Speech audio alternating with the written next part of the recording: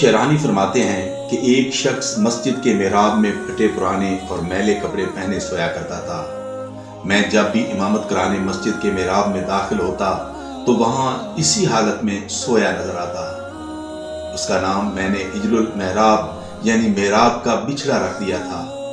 ایک دن میں امامت کے لیے مسجد میں آیا تو میں نے اس کے پہلو میں پاؤں سے ٹھوکر لگائی۔ وہ فوراً اٹھ کھڑا ہوا۔ اس کی آنکھیں خون کی طرح سرخ تھیں۔ اس نے مجھے پکڑا اور محراب میں دھکیل دیا۔ کیا دیکھتا ہوں کہ میں ایک ایسی جگہ پر موجود ہوں جہاں کانٹے اور چھوٹے چھوٹے پتھر ہیں۔ چلنے کی وجہ سے میرے پاؤں زخمی ہو گئے۔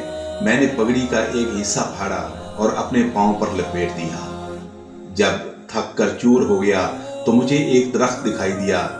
وہاں پہنچا تو مجھے پانی کا ایک چشمہ نظر آیا اور کسی کے پاؤں کے نشانات بھی نظر آئے جس نے وہاں وضو کیا اور گیلے پاؤں وہاں سے روانہ ہوا تھا۔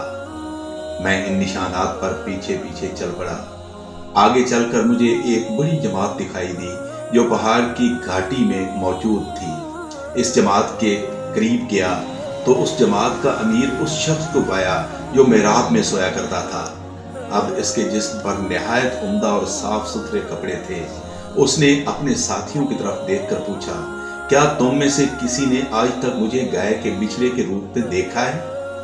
پھر اس نے کہا کہ اس امام سے پوچھو اور اسے بتاؤ کہ میں گائے کا بچھڑا نہیں ہوں۔ میں نے توبہ کی اور معافی کا طلبگار ہوا۔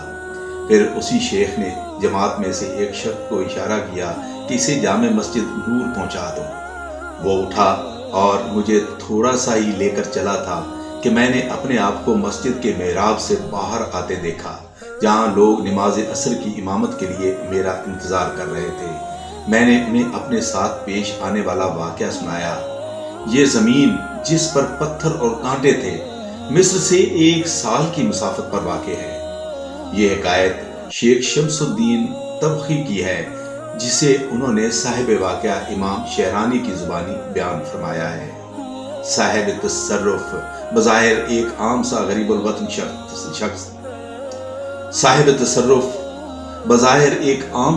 الوطن شخص تھا، لیکن در حقیقت وہ عاشق کامل تھا اور صرف خدائے بزرگ و برتر کی ذات سے عشق کرتا تھا۔